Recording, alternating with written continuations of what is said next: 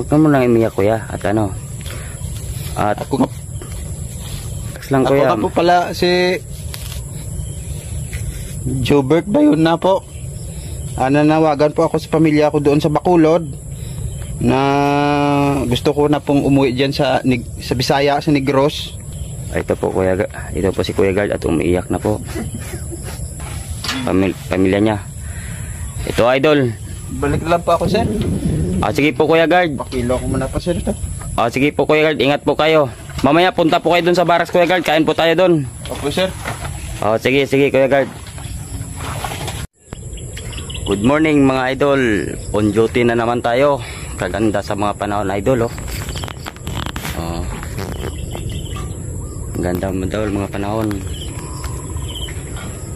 Uy, nandun si Kuya Guard mga idol. Andoon. Puntahan natin si Kuya Guard idol. Interviewin natin. At ito'y ano sa buhay, nalulong sa sugal. Kuya Guard.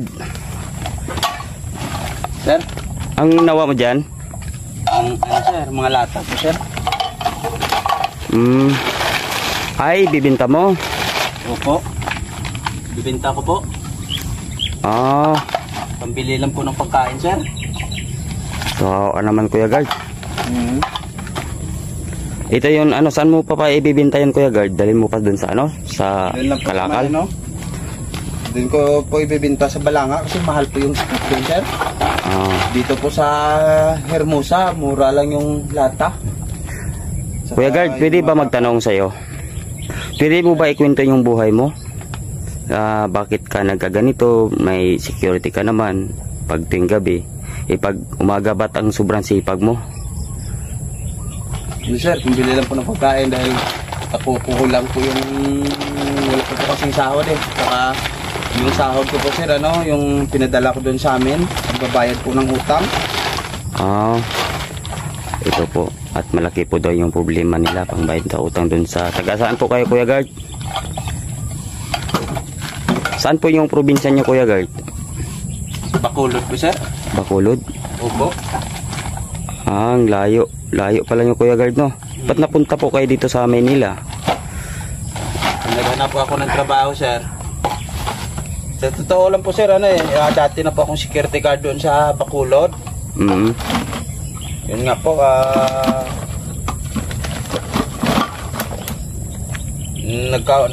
nawalan po ako ng trabaho doon sa Bacolod kaya nagdayo po ako dito sa parting Maynila. Tapos pagdating ko doon sa Maynila, hindi man po ako sinuwerte sa aking paglalakbay doon naghahanap ng trabaho kaya napadpad po ako dito sa Bataan at may naroon po nagdala sa akin. At saka tinakwil po ako ng mga pamilya ko po kasi mayroon naman po talaga akong kasalanan. Anong kasalanan mo Kuya Guard sa pamilya mo? Ano po kasi, sir? Dahil po sa scatter, sir. Sa scatter? Opo. Ito mga idol, dami na pong naghirap sa mga scatter. At isa na po to si Kuya Guard. Nagalit yung mga pamilya ko dahil nalulung po ako dati sa scatter, nagkakautang-utang po ako. Yun. Tsaka hanggang ngayon po binabayaran po yan ng pamilya ko yung utang ko doon kasi nakakahiya sa mga tao doon sa amin. Na yun nga po, yung nagkakautang po ako dahil sa scatter.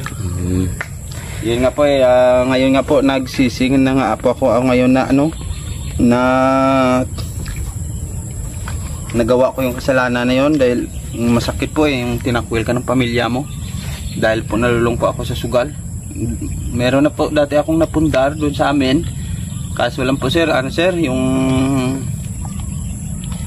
naubos rin po yun dahil po, sir, sa naibinta ko na rin yung mga napundar ko tulad nakabili ako ng kalabaw, may bahay po ako doon sa amin at iniwan po ako ng asawa ko kasi bininta ko na po yung mga napundar ko dahil lang po sa scatter, sir.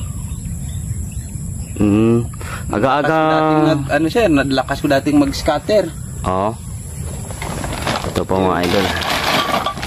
Magkano din puhunan mo noon Kuya Guard sa pag mag-scatter ka?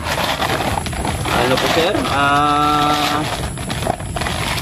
malakas ko dating mag-scatter. Ano, yung bawat sahod ko, ano yan, sabi ko sa asawa ko, pasok ko, ano lang, 5 araw.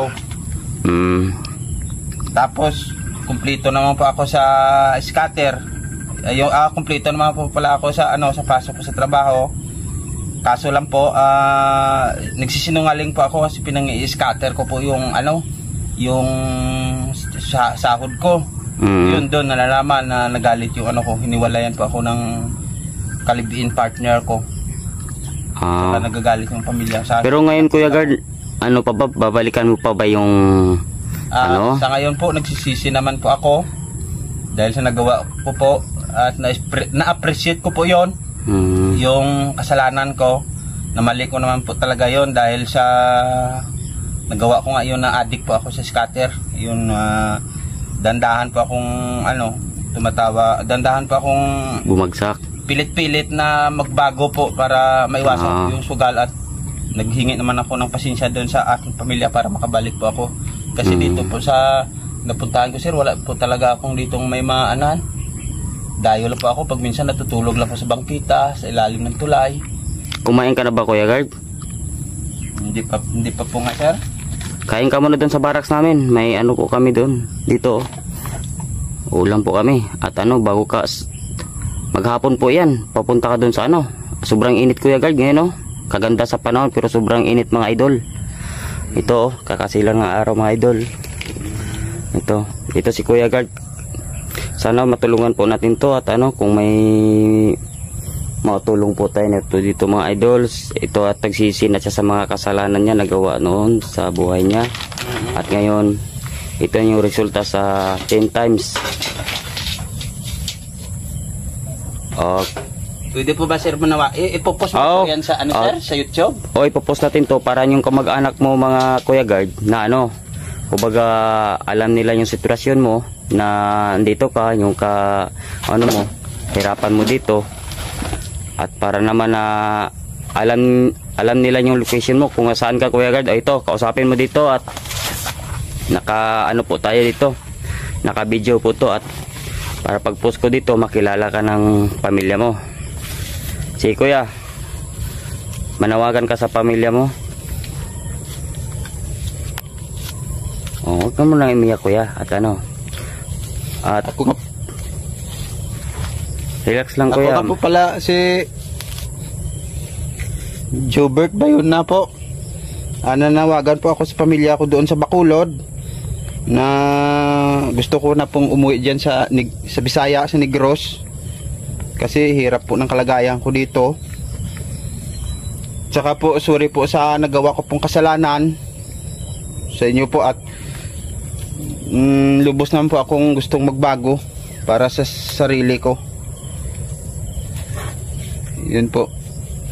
Ito po si Kuya Guard at umiiyak na po. Sana mga idol matulungan po natin to siya, at laking hirap na po niya dito sa nag-anuhan niya. Ito po mga kalakal niya para makakain lang po siya.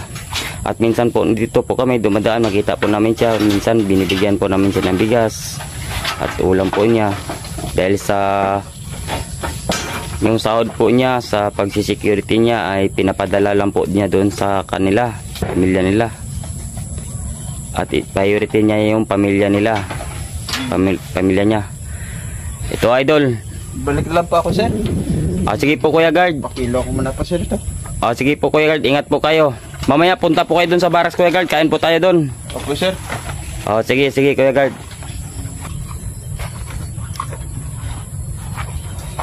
Ayun po si Kuya Guard.